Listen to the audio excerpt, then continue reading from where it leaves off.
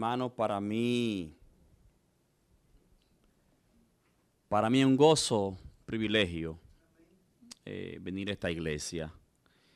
Hermano Víctor y yo nos conocimos recientemente, bueno, recientemente no, hace ya unos días, ahí en la iglesia de Apocalipsis 14. Estaba en una campaña allí y entonces Víctor estuvo dando soporte en esa semana. Y entonces pues me extendió la invitación, la cual amablemente acepté. Y doy gracias a Dios, Víctor, por tomarme en cuenta para venir a su iglesia, Iglesia El Camino a Cristo. Honestamente no conozco a nadie acá, como es una iglesia que es de otras conferencias y yo estoy en otra conferencia, pues no había tenido el placer, el privilegio de venir a esta iglesia. Así que yo espero que Dios bendiga a su iglesia, yo espero que Dios bendiga tu vida, que Dios te dé salud, que Dios te dé fuerza para que siga adelante y que el Espíritu Santo te ayude a mantenerte hasta el final. Es mi oración para ti esta mañana. Ahora, como que usted se lo cree, con respeto y carácter al que esté a su lado, déle la mano y dígale que te cambien el nombre. Dígaselo. Pero no el corazón.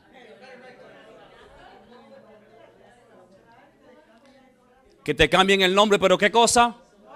Pero no el corazón. Daniel capítulo 1, versículo 6 en adelante. Daniel capítulo 1.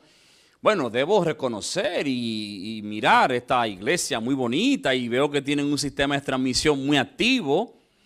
Así que eso es interesante porque en un tiempo como este, donde la gente está a distancia, eso es muy necesario. Daniel capítulo 1 versículo 6 en adelante, abra la Biblia, préndala o póngase allí. Daniel capítulo 1 versículo 6. Que te cambien el nombre pero no el corazón, y esta hora voy a hablar un par de minutos bajo ese título. Que te cambien el nombre pero no ¿qué cosa? El corazón. Daniel capítulo 1, bueno, Daniel es un capítulo interesante. Ustedes como adventistas conocen mucho las profecías, veo que las tienen por todos lados aquí.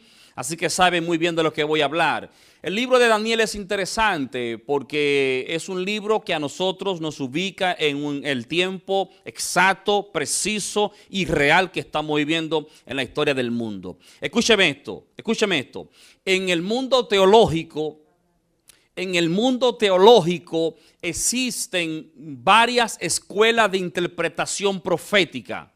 Dentro de ellas hay las más famosas o conocida es la escuela de interpretación, esto es un anuncio que te estoy dando, es la escuela de interpretación profética llamada preterista. ¿Cómo se llama? Preterista. Son tres, la más fuerte, preterista, futurista. ¿Cuál es la otra? Futurista. Y la tercera es, ¿cuál es? Historicista. ¿Quién dijo historicista? Usted es un campeón, merece un premio. Venga mañana que se lo traigo. Es comprometiéndote que estoy. Así que esas tres escuelas de interpretación profética son las que se encargan de mirar las profecías y ponernos en contexto. Ahora, nosotros como iglesia creemos en el método de interpretación profético llamado historicista. ¿Por qué historicista? Porque como iglesia creemos, hermana, que la profecía fue importante cuando Dios la dio al profeta en el pasado y hoy. Creemos como iglesia que la profecía camina en la historia, mientras que lo preterista o futurista dicen, no, espérate, ¿cómo es su nombre? Julia. Zuli. Los preteristas dicen, no, la profecía tiene su implicación y relevancia allá. Eso no es ahora. Y hay iglesias, denominaciones, creyentes que creen que la profecía a la luz de Daniel, cuando Dios le dijo que estaba cerrada para el tiempo del fin, creen que es un asunto de ¿cuándo? De allá, que no ahora. Esos son los, ¿quiénes? Futurista. Futurista. La profecía es importante, pero allá. Porque según ellos todavía no estamos en el tiempo del fin. Los preteristas dicen la profecía bíblica fue relevante allá atrás, cuando Dios se la dio al profeta. Pero hoy nada que ver. Y eso es un error. Porque si hay algo que nos ubica a nosotros en el tiempo, ¿es qué cosa? La profecía. Es la profecía que nos enseña y nos dicen hacia dónde nos estamos dirigiendo, cómo van las cosas y qué viene, ¿sí o no? Entonces, creemos en la escuela interpretación profética historicista. Y Daniel es un libro con una profecía interesante que se mueve a través de toda la historia. Año 605, 606, Daniel está quieto en Judá, en su tierra natal. Como usted que creció allá en Micho, en el Ceibo, tranquilo, en su juventud, quieto ahí. ¿Hay alguien de Micho o de Ceibo aquí? No tengo gente del este. ¿De qué parte? Pues estoy cerca, Atomayor. Tengo buenos amigos en Atomayor, en la Malvina, por ahí, esa cosa. Sí, es un lugar allá, una iglesia.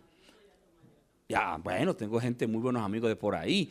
Y cuando estaba en la universidad estudiando teología, tuve muy buenos amigos, tengo muy buenos amigos que son de Atomayor, pastores, muy buenos muchachos también. Ahí está Manuel Rosario, Henry Rivera y toda esa gente, y mucho más. Bueno, el punto es el siguiente. Daniel está quieto, creciendo en su tierra natal, Judá, con sus amigos, tranquilito. Y la profecía de Daniel hablan de esa sucesión de reino que iban a venir. Así que producto de levantarse Babilonia bajo el gobierno y la dirección del hermano Nabucodonosor, van a Judá, invaden a Judá y traen preso o cautivo a los israelitas hacia Babilonia. Y cuando llegan a Babilonia, entonces la historia enseña que Daniel y sus amigos fueron llevados al palacio, ¿sí o no? Y cuando llegan al palacio ocurren dos cosas que quiero ponerte a ti muy clara en esta hora. Dos cosas. Número uno, lo primero que ocurre con Daniel y sus amigos es que le cambian, ¿qué cosa? Los nombres. Y lo segundo que ocurre con Daniel y sus amigos es que lo están empujando y persuadiendo a comer y a beber de la porción del rey. Ahora la pregunta es, ¿por qué Babilonia quiere cambiar? Lo cambió los nombres de esos muchachos. Tú tienes que saber que en los tiempos bíblicos, cuando se ponía un nombre, el nombre tenía grande implicación. ¿Sí o no? No es como hoy. Si usted me pregunta a mí, ¿por qué te llama Andy? Te voy a decir, yo no sé. Si me preguntas, ¿qué significa? Te voy a decir, tampoco sé. Ahora, en los días bíblicos, cuando se ponía Ramón, era porque los padres sabían qué significaba Ramón y qué implicación tenía Ramón. ¿Sí o no? Ejemplo, el hermano Isaías. Isaías tiene dos muchachos. Yo hablo muy dominicano. Isaías tiene dos muchachos. El pueblo cae en un tiempo, en una crisis. Se alejan de Dios y están en crisis. Y Dios le dice al profeta Isaías, sal al encuentro del rey Acaz con tu hijo. Tómalo y sal. Isaías tomó uno de sus muchachos, agarrado de mano, y salió por la calle al encuentro. Ahora, con el hijo que sale, con el primer hijo que Isaías sale, se llama Mahel Salal Hasbaz. Significa el despojo se apresura, la presa se precipita. Cuando la gente veía al hermano Isaías caminar con el niño por la calle, ¿qué pensaba? Hay un problema, tenemos un lío encima, hay una crisis, ¿sí o no? Y ahora Dios le dice, ahora sal con el otro hijo y el otro muchacho se llamaba Sear Hapsu.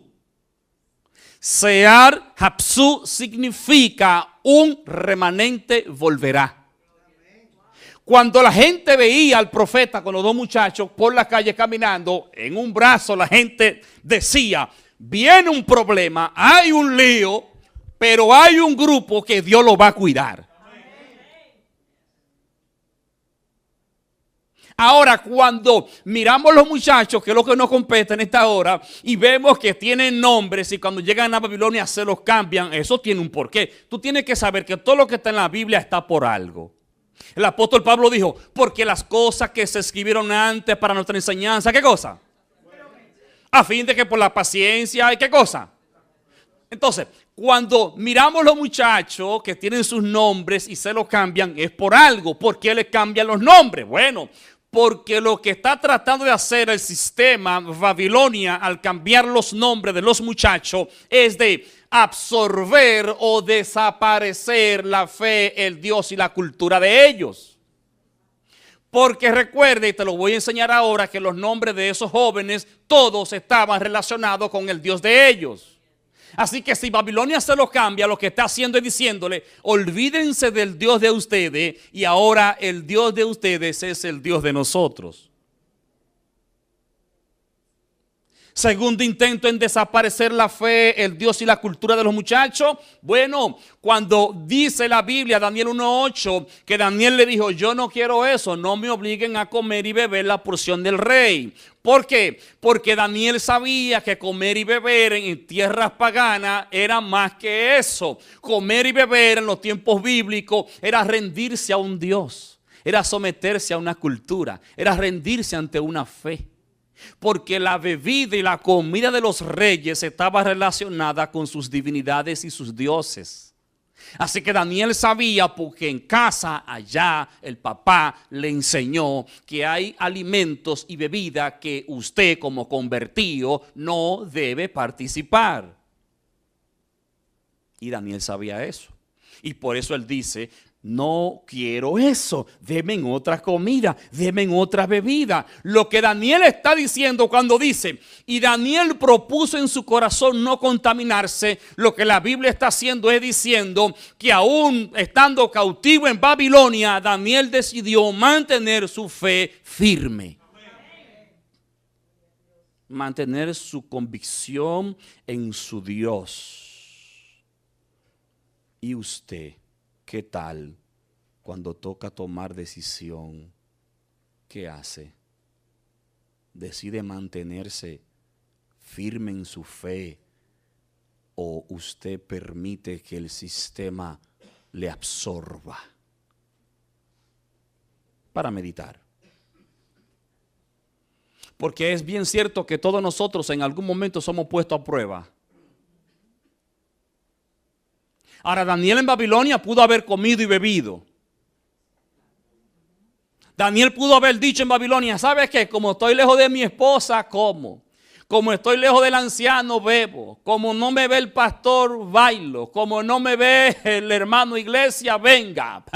Pero Daniel dijo, no, Señor. Daniel hizo lo mismo que hizo José en Egipto. Cuando la mujer de Potifar arrastró a José, José dijo, no, Señor, aunque no me está viendo nadie, ¿cómo voy a pecar contra Dios? Tú tienes que entender que no importa dónde esté, donde quiera que esté, Dios te está mirando.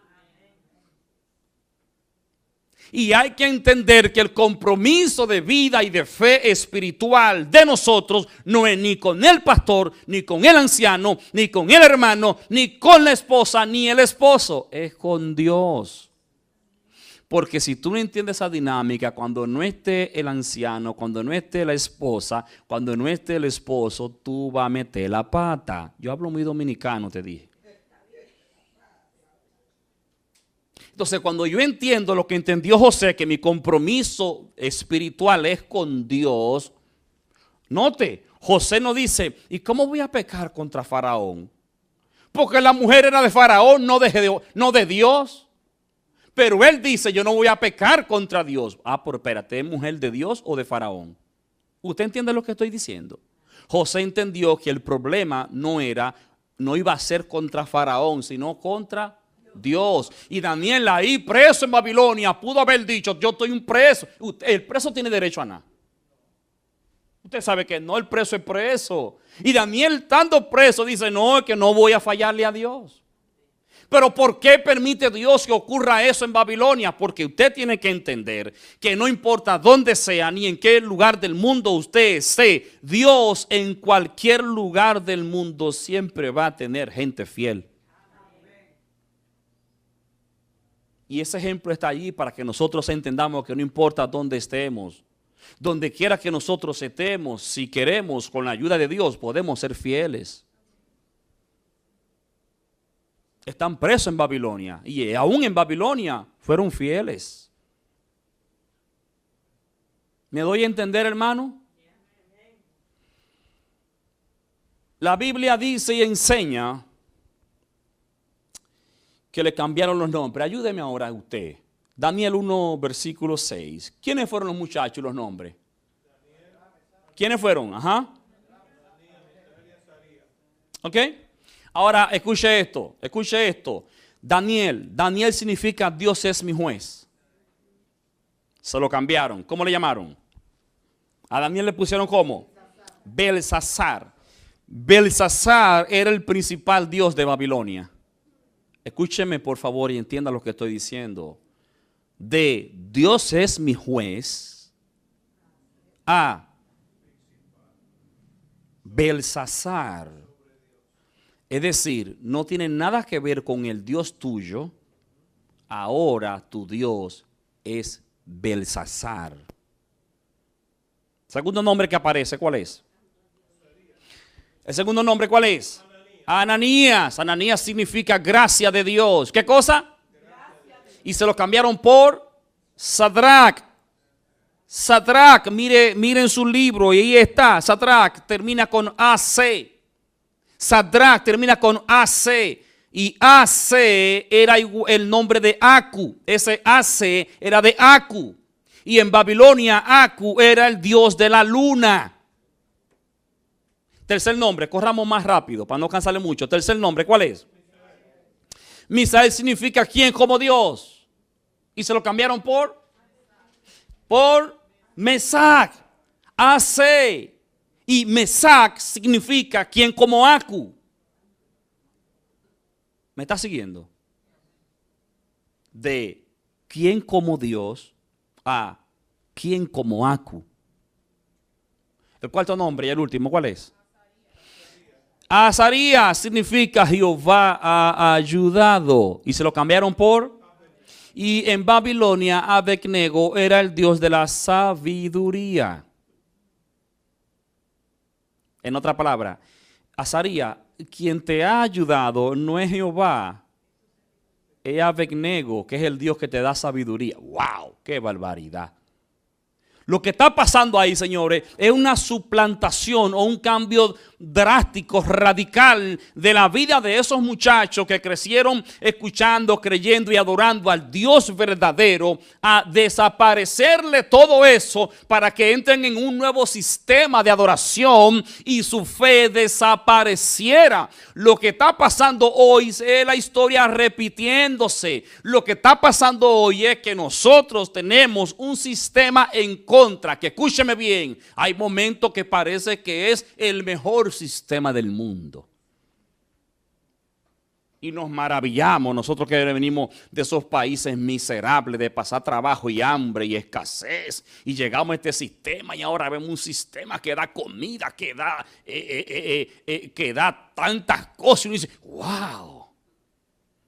Y por momentos creemos que, wow, pero no, cuidado. Porque ese mismo sistema que hoy te está dando y que estamos engrandeciendo, en algún momento, ese mismo sistema va a ser lo mismo que hizo Babilonia. Quitarte y desaparecerte al Dios y a la adoración que tú profesas.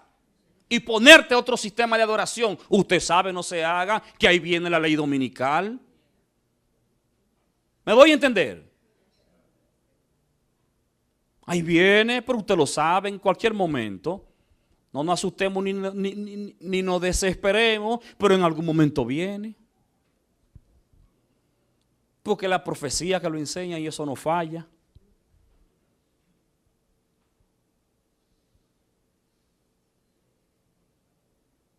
Así que, dígaselo una vez más al que está a su lado, que te cambien el nombre, pero no el corazón.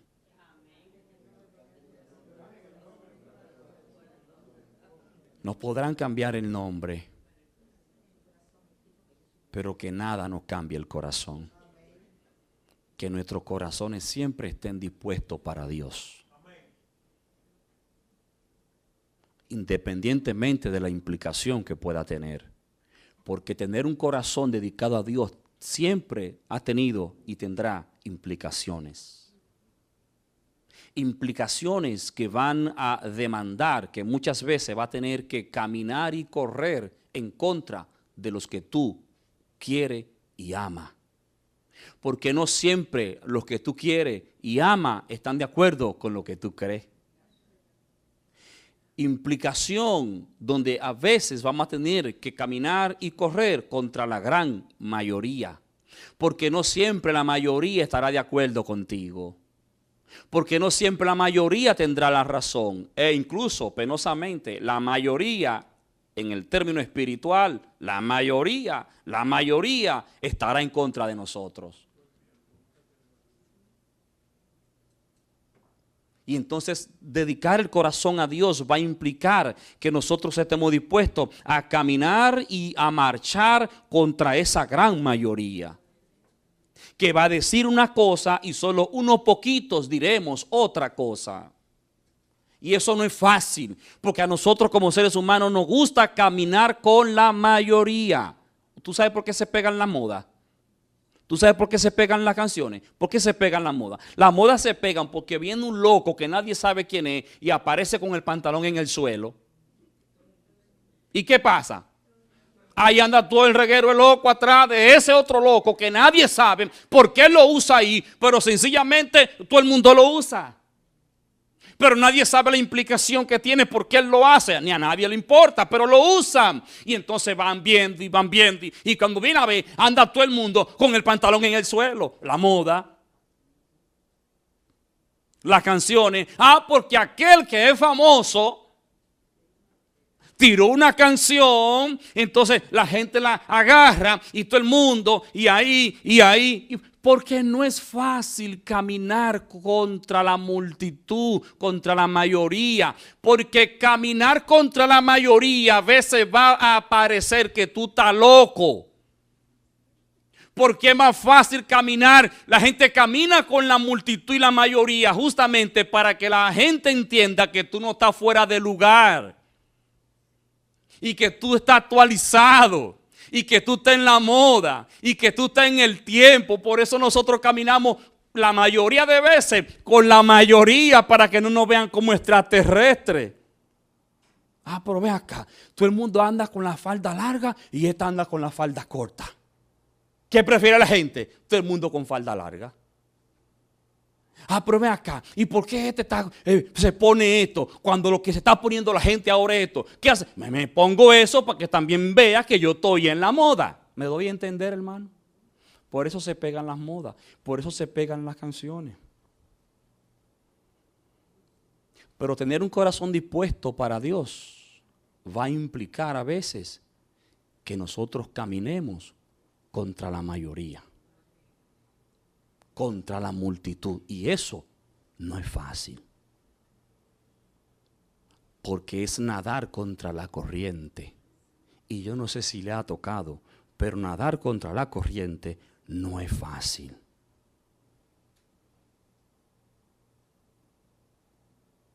Y en materia de fe, en algún momento tendremos que nadar contra la corriente. Todo el mundo adorando y profesando el domingo y solo un grupito profesando el sábado. Eso no será fácil. Daniel capítulo 3. Déjeme darle un par de minutos más. Daniel capítulo 3. Le voy a dedicar un par de minutos más. Daniel capítulo 3. Daniel capítulo 3. Daniel capítulo 3, versículo 1. Daniel capítulo 3, versículo 1. Voy a dedicar un par de minutitos más en esto para enriquecerlo un poquito más en esta tarde. Daniel capítulo 3, versículo 1. Escucha ahora. Daniel capítulo 3 enseña la estatua. El rey Nabucodonosor construye una estatua de oro entera, ¿cierto? Ahora mire esto. En la profecía de Daniel capítulo 2, la estatua, solo la cabeza era ¿qué? De oro, solo la cabeza en Daniel 2. Pero en Daniel 3, la estatua es de oro ¿cómo? Completa. ¿Por qué Nabucodonosor la hace de oro completa? Porque Nabucodonosor entendía que su gobierno no iba a pasar de moda, no iba a terminar. Él entendía que su gobierno era un gobierno ¿cómo? Eterno. Y por eso la estatua la construye en oro entera, completa. Daniel capítulo 3 enseña, estoy en la historia, estoy corriendo en la historia. Daniel capítulo 3 enseña que Nabucodonosor decide firmar un edicto, un decreto, una orden ejecutiva donde él dice que ahora ante la estatua que él construyó, cuando los instrumentos musicales sonaran, todo el mundo tenía ¿qué cosa? Que arrodillarse. Así que el decreto salió por todo el imperio del rey Nabucodonosor. Los músicos se prepararon, la música sonó y la historia dice que todo el mundo, ¿qué cosa?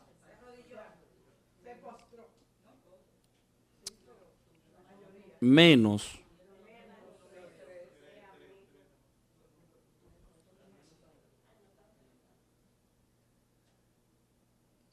Así que cuando todo el mundo se postró, menos esos 3 muchachos, ¿qué usted cree que pasó?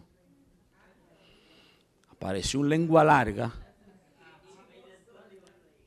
que están en todas partes. Yo espero que aquí no. No, eso es allá, aquí no. Apareció un chismoso. Allá, aquí no.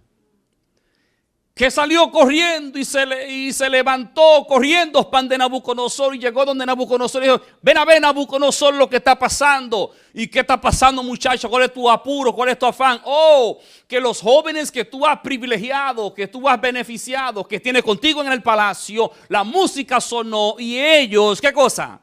No se postraron. Y entonces Nabucodonosor toma una decisión. Daniel capítulo 3, versículo 14. Daniel capítulo 3, versículo 13, perdón. Daniel 3, 13. Daniel 3, 13. Mírelo aquí. Entonces Nabucodonosor dijo con ira y con enojo que le trajesen ¿a quiénes? Sadrach, Mesach y Abednego. Al instante fueron traídos estos varones delante del rey. Entonces Nabucodonosor le dijo, ¿qué cosa? Yo no sé si usted está de acuerdo conmigo, pero ese es verdad, es como, yo no puedo creerlo. ¿Sí o no? Es verdad, es como, ¿ustedes están seguros de lo que están haciendo?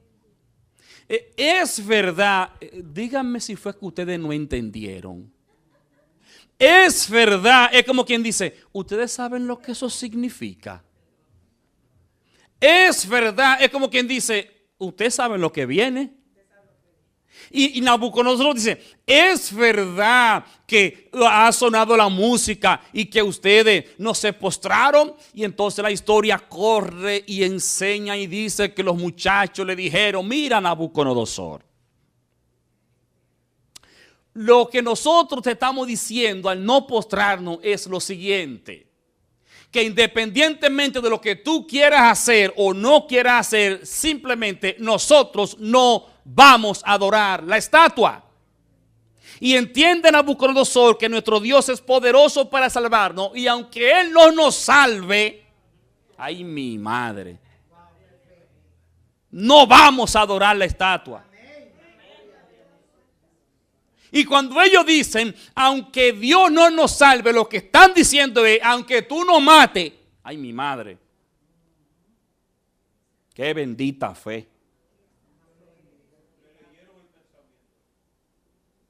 Aunque tú nos cortes la cabeza, No vamos a adorar la estatua. ¿Por qué pasa eso?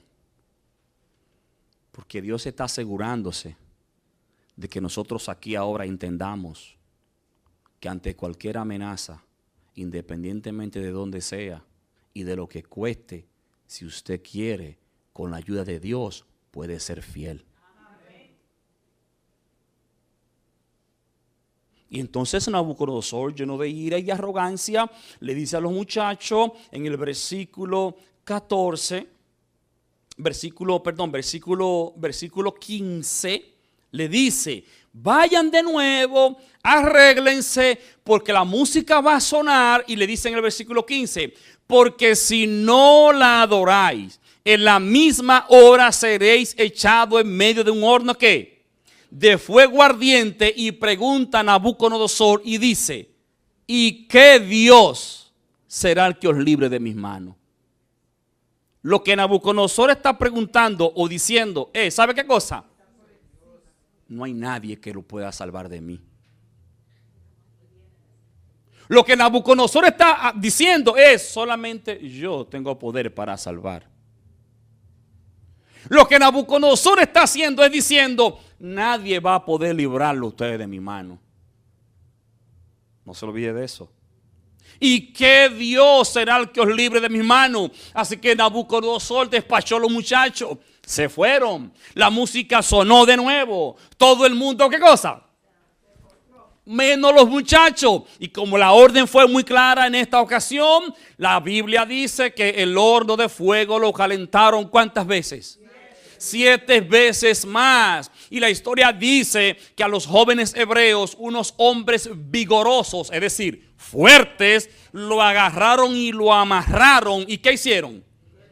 Lo echaron al horno de fuego. Pero la Biblia es interesante porque la historia enseña que los que lanzaron a los muchachos al fuego, el fuego los mató. Pero que los muchachos cayeron en el fuego y el fuego no los quemó. Isaías 43:2. Isaías 43:2. Cuando pase por las aguas, ¿qué cosa? Isaías 40, póngamelo ahí. Isaías 43:2. Mire esto. Isaías 43:2. Lo que pasó allí fue el cumplimiento de Isaías. Isaías 43, versículo 2. ¿Ya lo tienen? Mírenlo acá. Isaías 43, versículo 2. Cuando pase por las aguas, ¿qué cosa? Y si por los ríos, cuando pases por el fuego, ni la llama arderá en ti. Lo que pasó en Daniel capítulo 3 fue un cumplimiento de Isaías 43. Ahora, ¿por qué el fuego no quemó y mató a los muchachos? Porque en el fuego estaba Dios. Porque Dios estaba en el fuego. Y tú tienes que entender esto.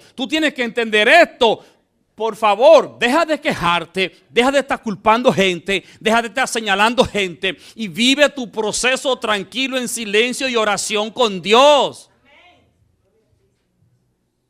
Deja de estar quejándote de que hasta cuándo, que ya está bueno. Y deja de estar privando en víctimas, que tú no has hecho nada. Y que déjate de eso. Y deja que sea Dios el que te defienda. Deja que sea Dios el que pelee por ti. ¿Sabes por qué el fuego no los quemó? Porque Dios se metió en el fuego con ellos. Y si Dios está contigo, el fuego no te va a quemar. No te va a quemar el fuego. No te va a quemar Ahora tú tienes que entender esto. La fe no es para salvarte de que el fuego no te llegue. La Biblia no dice en ninguna parte que usted va a ser, que usted va a ser exonerado de caer en la prueba, en el fuego o en el proceso o en la crisis. La fe no, la Biblia no dice eso. La Biblia no dice eso. Lo que la Biblia dice de Dios, Dios nunca dijo que tú no ibas a ser lanzado al fuego, ni que no te iba a llegar el fuego. No. Lo que la Biblia dice es que Dios dijo que siempre estará contigo. Deja de estar diciendo a Dios que te saque del proceso, que te saque de esa prueba, que ya está bueno. En lugar de eso, empieza a decirle a Dios que esté contigo en tu prueba. Eso es lo que tú tienes que pedirle a Dios, que camine contigo en tu fuego. Porque si Dios está caminando contigo en el fuego no te va a quemar. Ahora, si Dios no está caminando contigo, pues un fuego de 1 grado y te va a chicharrar. Pero si Dios está contigo, aunque el fuego esté en 100 grados, el fuego no te quemarás. ¿Quién estaba en el fuego? Oh, mira esto, llévalo contigo. Patriarcas y Profetas, página 339. Patriarcas y Profetas, me gusta esta declaración. Patriarcas y Profetas, página 339. Pero el Señor no se olvidó de sus testigos fieles cuando fueron arrojados al fuego. Yo no sé en qué nivel o punto está tú de prueba actualmente. Yo no sé ni me interesa. Lo que sí me interesa es decirte que Dios está contigo. Y aunque sea lanzado al fuego, y aunque tú no lo ves, porque hay momentos que pensamos que estamos solos, y sí, hay momentos en el que Dios nos quita del lado a todo lo que huele a ayuda humana. Y Dios lo hace para que cuando la ayuda humana fuera de la escena, te la quita, desaparece. Y es ahí cuando tú dices, pero yo pensé que Ramón era mi amigo. Él es tu amigo, pero que fue que Dios te lo quitó del lado. Porque lo que Dios va a hacer, Él quiere que la gloria tú se la dé a Él.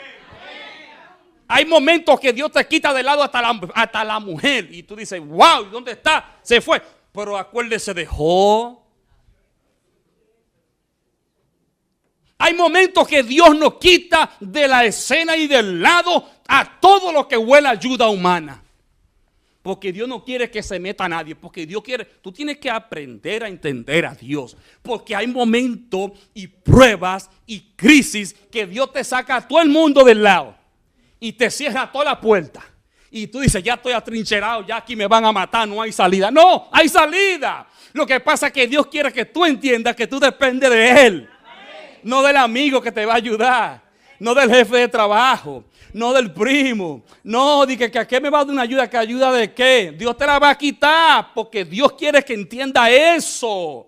Y que tú al final de la prueba, la gloria se la dé a Él. Y tú digas, wow, Dios, qué bueno.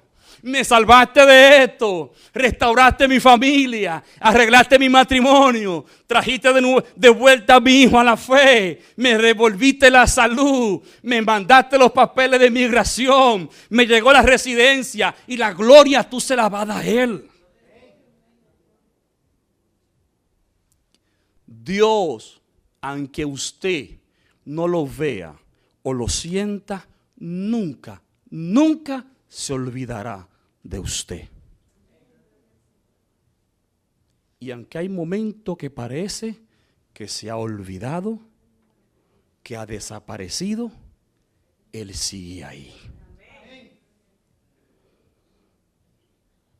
No se olvidó de sus testigos cuando fueron arrojados al fuego. Y la señora White sigue diciendo, me gusta esta cita, me encanta esta declaración. Dice, el Salvador se le apareció en persona. Mi madre, el mismo Dios salió del cielo y se metió en el fuego. En persona, no mandó a nadie. Dice, vete tú, ángel, que si yo, que no me hable de ángel, voy yo.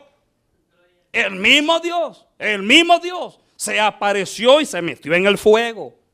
Y dice la Biblia, y dice esta cita, repito, revísalo en casa, Patriarcas y Profetas, página 339, dice, en la presencia del Señor, del calor y del frío, las llamas perdieron el poder de consumirlo. en la presencia de Dios, lo que Elena de White está diciendo, mi querida hermana, lo que Elena de White está diciendo es que en la presencia de Dios, escúcheme, el poder del fuego pierde el poder. No tiene fuerza. Porque Él es el único fuerte. Eso es lo que está diciendo. En la presencia del Señor, es decir, en la presencia del Todopoderoso, no hay otra fuerza. Diga que diablo, ni ángeles, ni demonios. ¿Qué demonios de diablo tú me estás hablando? El único fuerte es Dios. Lo que tú tienes que someterte es: que estoy sintiendo cosas. Bueno, revísate. Y que me están persiguiendo y que cuidado. No, es que si Dios está, el diablo tiene que salir. ¿O usted no se acuerda del endemoniado gadareno? Desde que Jesús aterrizó en Gadara, ¿qué hizo el endemoniado? Me quiero ir de aquí. No, que se está moviendo cuidado. Cuidado, no, es que te lo está diciendo, la Biblia lo enseña y el Espíritu de Profecía te lo está diciendo. Ante la presencia del Señor, del calor y del frío, las llamas perdieron el poder de consumirlo. Lo que esto está diciendo es que no hay nadie ni nada que pueda operar contra ti si Dios no se lo permite. No hay nada que va a pasar contigo. No hay nadie que va a poder hacer nada contra ti si Dios no se lo permite. Porque no hay nadie que esté por encima del Señor. Ni demonio, ni que Santa Marta, que San Elías, que nadie. Y que nadie, no me hable de nadie. El único fuerte es Dios. Sométete y tú verás. Sometámonos. Sometámonos. La Biblia dice: someteo a Dios. Escuche la cita bien. Pero el punto 1 es que sométete. El problema de nosotros es que a veces nos volvemos locos y queremos ir que pelear contra el diablo. Y tú puedes con el diablo. La Biblia no te manda a pelear con demonios, compadre, ni a pelear con Satanás, que tú no puedes con él. Te lo voy a enseñar una noche de esta, la lucha entre los ángeles del bien y del mal. Te lo voy a enseñar a la luz de Efesios 6:12.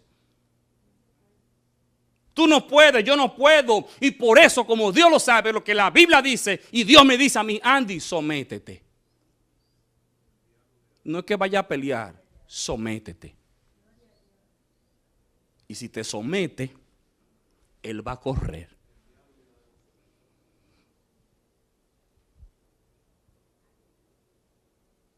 El problema de ustedes los convertidos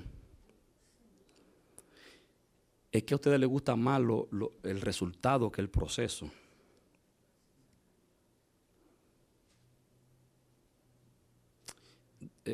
A ustedes les gusta más el resultado. Vea lo difícil que resulta para nosotros cuando están reparando una calle en esta ciudad. Cierran aquí, cierran allí, y un reguero, un aparataje, una cosa, y el tráfico se vuelve un caos, y está usted ahí con la cara como un limón agrio, y porque lo que le tocaba 5 minutos le está tirando 25, y está usted que no encuentra qué hacer, ¿sí o no? Pero ay caramba, cuando termina la ciudad de reparar la calle y la abre de nuevo, qué delicia esta calle arregladita, ¿sí o no?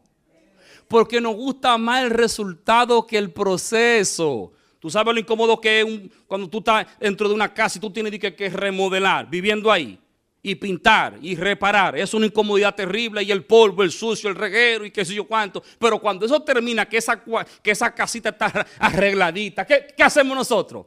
¡Wow! Nos sentimos bien, nos gozamos, porque no nos gusta el proceso, solo nos gusta el resultado. Y tú tienes que entender que Dios es un Dios de proceso. Hay resultados que Dios tiene para ti, pero que no te lo va a entregar hasta que tú no le vivas el proceso.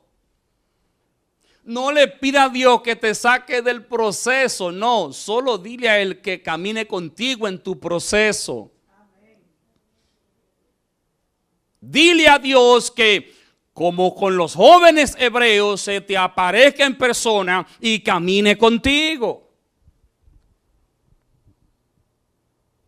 Mi querido, apareció el lengua larga de nuevo. ¿Por qué que no se cansan? Los chismosos siempre están dispuestos a contar. Pero eso es allá, no es aquí. Siempre están dispuestos a estar. Y tú no sabes que el hermano fulano. Y tú no sabes que fulana. Cuidado, cuidado. Y tú no sabes que. Porque mira ahora. Cuidado. Solo abra su boca para alabar a Dios. Debe estar abriendo la boca para estar creando situaciones entre los hermanos y para estar llevando y trayendo. Déjese de eso, que usted es una gente vieja para eso. Póngase en su puesto. Solamente decida glorificar a Dios con su vida. Así que el chismoso, compadre, se levantó de nuevo y salió corriendo y llegó al palacio y le dijo: Nabu, ven a ver ahora. Y dice Nabu: ¿qué fue, muchacho, ahora? ¿Qué pasó? Oh, pero ven a ver lo que pasó ahora en el horno de fuego. Y cuando Nabu llega al horno de fuego se sorprende. Porque él dice: pero espérate, porque eran ¿cuántos? Pero ahora hay ¿qué? Y el cuarto que estoy viendo es semejante.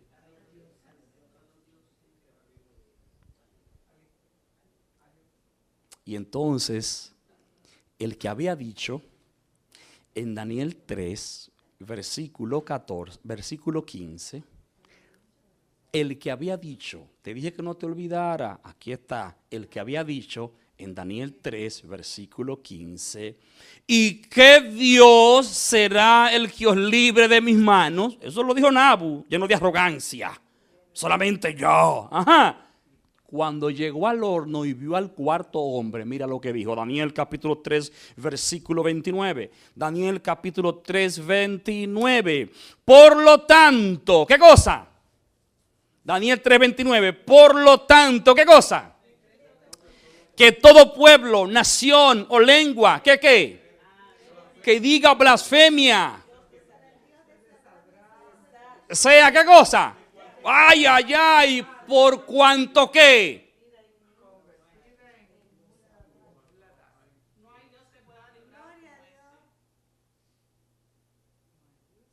Ese fue el baboso arrogante que dijo en el versículo 15.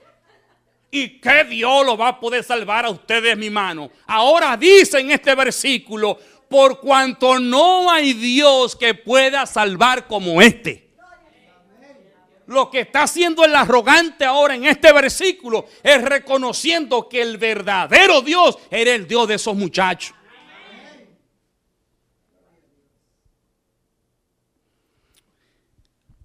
Hay pruebas y crisis, procesos que Dios nos permite entrar en la vida por dos razones. Hay momentos, crisis, pruebas que nos llegan a la vida. Dos razones. Una, a veces porque nosotros mismos la buscamos. O, para que me entienda mejor, consecuencia o producto de nuestra rebeldía y el pecado. ¿Sí o no?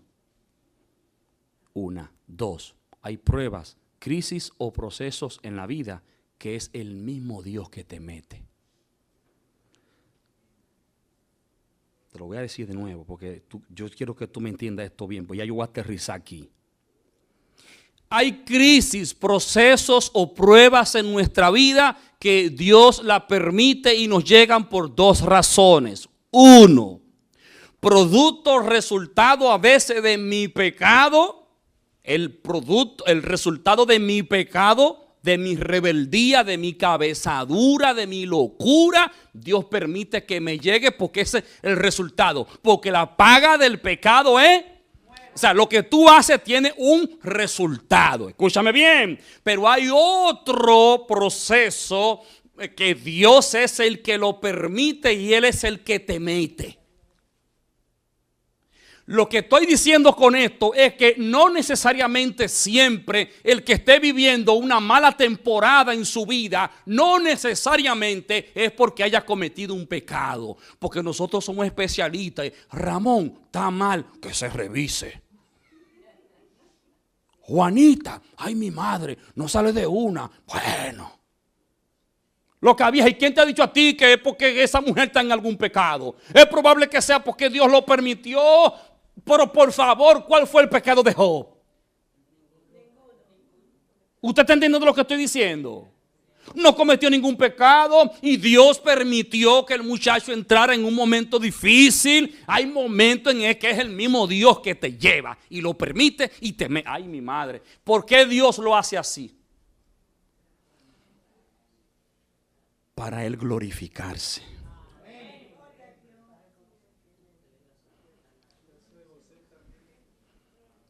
Para que después que tú vivas ese proceso y esa prueba y te mantengas firme a Dios, Dios sea glorificado. ¿Qué hicieron los muchachos para ser lanzados al fuego? Pero Dios lo permitió. ¿Por qué Dios lo permitió? Para eso. Para que al final de esa prueba, este arrogante loco viejo entendiera que había alguien superior por encima de él. A veces nos llega y nos toca la puerta a nosotros la crisis y la prueba. No es porque hayamos cometido necesariamente algún pecado, es porque Dios lo está permitiendo. ¿Tú sabes por qué? Y aquí aterrizo. No te olvides de esto. No te olvides de esto. No te olvides de esto.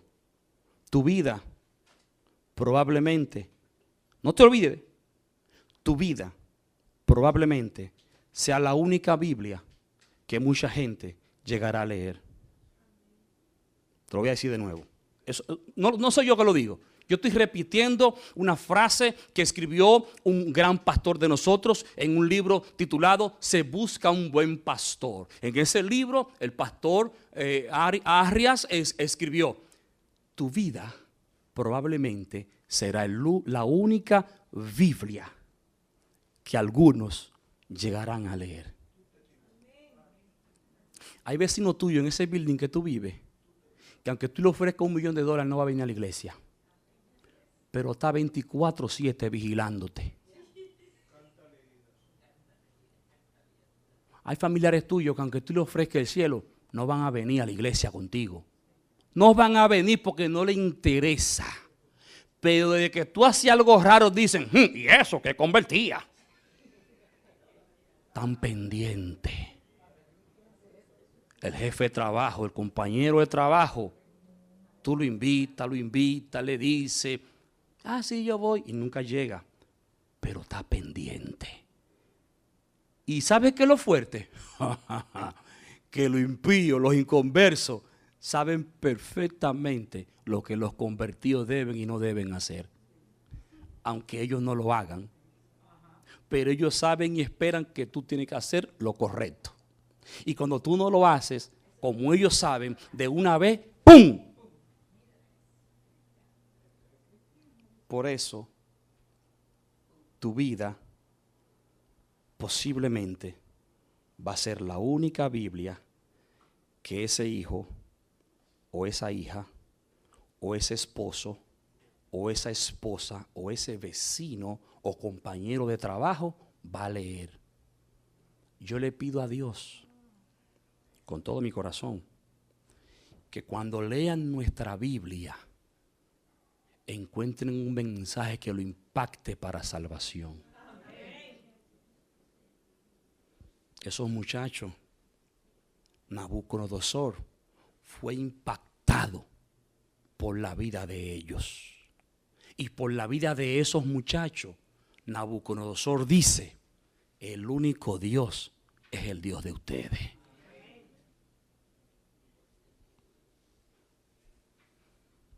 Aterrizo aquí. ¿Quién estaba en el fuego? En el fuego estaba el Dios de Daniel. Daniel significa Dios es mi juez. Y en el fuego estaba ese Dios que hace justicia. Deja de defenderte, te dije ahorita. Lo repito segunda vez. Deja que sea Dios que te haga justicia. ¿Quién estaba en el fuego? El Dios de Ananías. Gracia de Dios. Ananías, gracia de Dios. En ese Dios entró al fuego, ese Dios de toda gracia. El apóstol Pedro dijo, mas el Dios de toda gracia. Y Pablo dijo, porque por gracia soy salvo.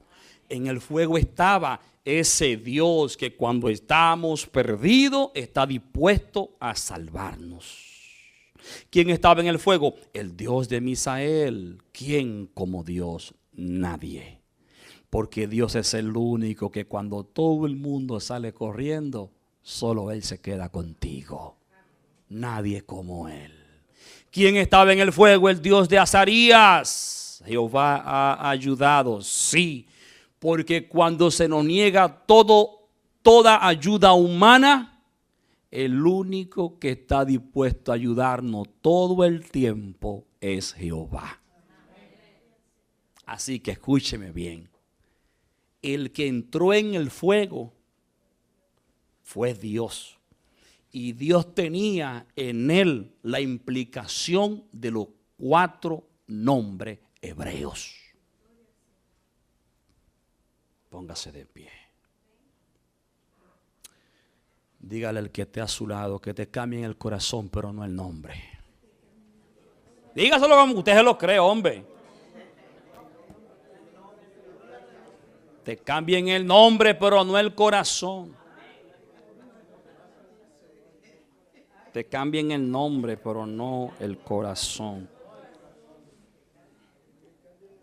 El enemigo va a tratar de hacer todo lo que tenga que hacer para destruirnos, quitarnos la fe y acabar con nosotros. Que haga lo que quiera hacer, pero que tu fe y tu corazón se mantengan fiel. Señor que estás en los cielos, en esta hora yo voy a ir al punto contigo. No voy a decir muchas cosas, pero mira, Señor, en esta hora lo que yo quiero pedirte primeramente es tu perdón. Que tú perdones nuestros pecados, nuestros delitos, nuestras barbaridades y maldades contra ti, y que tu gracia restaure nuestra vida. Amén. Lo otro que quiero suplicarte es que por favor tomes el control absoluto de nuestros corazones y los someta a ti. Amén. Lo tercero que te voy a decir es que te entregamos nuestras vidas, te entregamos nuestros hogares, te entregamos nuestra familia y te pedimos que haga tu voluntad. Amén. Señor, finalmente conoce nuestras angustias, conoce nuestras necesidades, conoce nuestras luchas.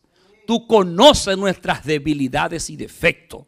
Tú sabes cuáles son, Señor, las cosas que nos preocupan. Nos colocamos en tus manos. Y solamente a ti queremos pedirte que nos ayude.